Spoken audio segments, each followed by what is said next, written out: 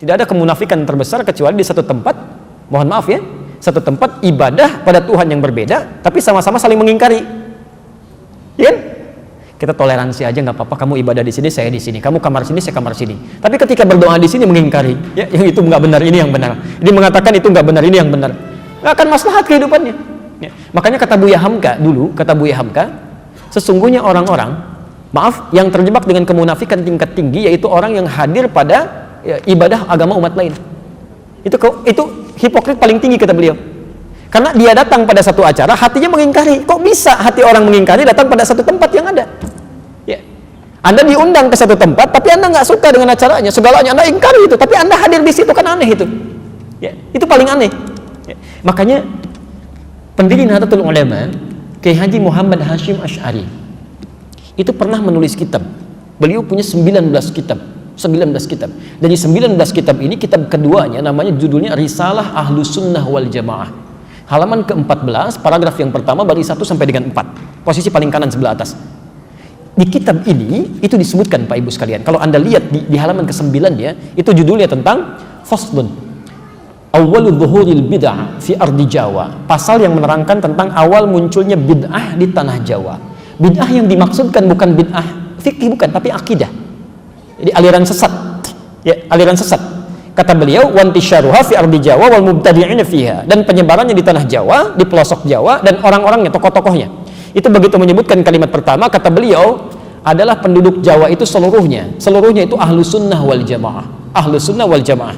Tapi tibalah kemudian di tahun 1330 Hijrah, alfun wa thalathimi'atin wa thalathina hijriyatan, tiba-tiba entah dari mana masuk paham-paham ke Jawa, merubah keadaan-keadaan ahlu sunnah itu, bahkan ada penyimpangan-penyimpangan. Ya. Halaman 10-nya paragraf kedua bari 1 sampai 3, posisi paling kanan sebelah bawah.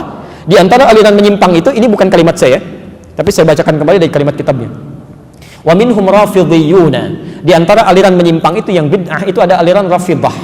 Rafidah itu nama lain dari Syiah. Ya, disebut Rafidah dari kata rafadha, artinya menolak. Karena Syiah itu menolak kekhalifahan Abu Bakar, Umar, Uthman.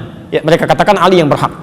Itu disebut oleh Syekh Hasim yang mendirikan Nahdlatul Ulama tanggal 31 Januari 1926. Itu aliran menyimpang. Dulu nggak ada Syiah.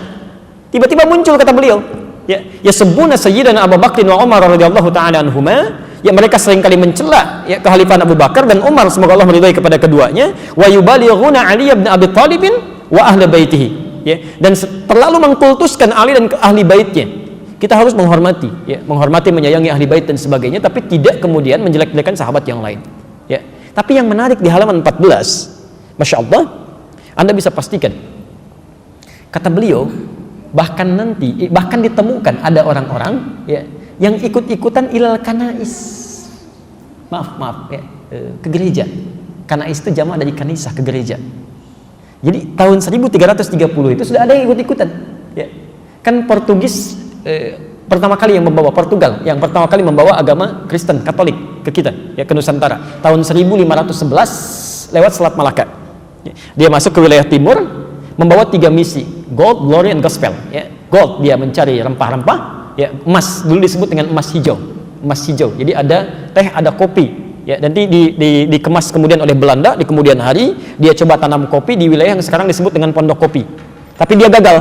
Ya, lalu dia pindah ke daerah ke Pariangan, ya, Periangan, ke daerah Bandung ke sana, dekat sedikit ke Malabar. Berhasil di situ sampai ekspor pertamanya itu nomor 2 setelah Yaman. Ya, Yaman punya Arabica saat itu. Kemudian ekspor keduanya sama dengan Yaman, ekspor ketiganya melebihi Yaman. Sampai dia bikin pemancar di situ, disambungkan kemudian ke Paris, ditembuskan ke Belanda. Maka dikenal dengan Paris van Java, Bandung pada saat itu. Nyambung, ya. Makanya kalau Anda ke Belanda atau ke Eropa mengatakan I want a cup of Java, kan? I want a cup of Java. Itu minta kopi.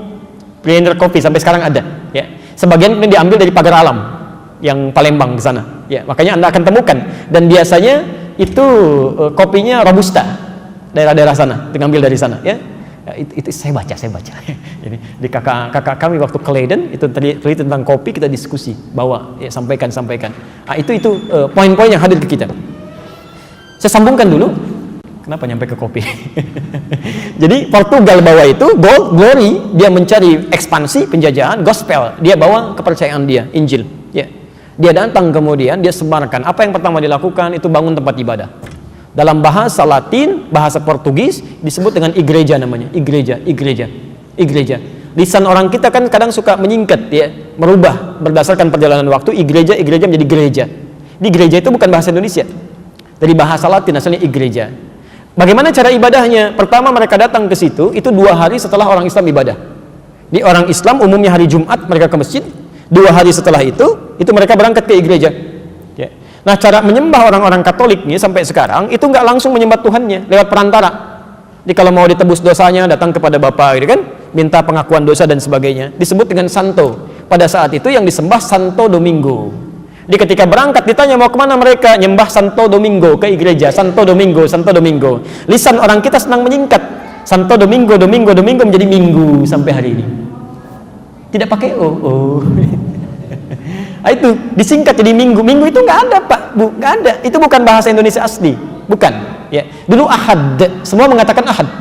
Ya, Santo Domingo disingkat jadi Minggu. Orang kita kan senang menyingkat, bahkan kadang jauh ya. Saya kalau sejak di Timur Tengah olahraga, misal kita main bola, itu kalau ada Abdurrahman, orang Arab panggil Abdurrahman, ta'alina wazzi'. Abdurrahman sini oper bagi. Orang kita enggak. Man oper. Ali li dia di. Domingo, minggu. Hadirlah sampai hari ini. Di masa tahun 1330 Hijrah berkembang itu, Kiai Haji Hasyim Asy'ari memberikan fatwa, tidak boleh ikut-ikutan masuk ke gereja. Bahkan beliau menghukumi siapa yang ikut ke sana mizayyim, bahkan sekedar mengenakan simbol-simbol, pakai topi dan sebagainya, fahuwa kafir, maka ikut dalam kekafiran mereka. Man tasyabaha biqaumin fahuwa minhum. Itu keluar fatwa. Ya. Hati-hati Bapak Ibu sekalian, hati-hati ya. Ini tidak mudah. Nah, yang jadi persoalan sekarang, kok bisa sekarang semakin berkembang? Ya. Saya nggak bisa memahami itu. Mohon maaf, saya tidak bisa memahami sampai hari ini. Kok bisa adzan berkumandang di tempat ibadah orang lain? Buka puasa di tempat ibadah orang lain, ngapain? Pantasan orang-orang singgah di masjid habis dibawa ke tempat ibadah agama lain. Kan selawatan di tempat ibadah agama lain kan kacau situasi seperti itu. Ya. Itu nggak tepat ya, itu tidak tepat. Jadi maksud saya, tolong jangan sekali-kali dikiaskan sesuatu dengan hal yang berbeda, itu salah. Ya, al-qiyas ma'al fariq batil. Menganalogikan sesuatu dengan yang tidak tempat itu hukumnya gugur. Jadi jangan sampai dikiaskan menikah dengan laki-laki atau perempuan non muslim dikiaskan dengan kisah Nabi Nuh atau kisah dengan Asyah dengan Fir'aun, itu kias yang berbeda, dua hal yang salah. Dan sekarang kita dihadapkan dengan permainan seperti ini, permainan kata-kata seperti ini. Jadi ada dalam ilmu logika perbandingan yang fatal akibatnya, salah premisnya, keliru kesimpulannya. Ya, coba pilih mana dalam konteks pemilihan, orang Islam pemimpin muslim yang koruptor atau non muslim yang jujur, pilih mana?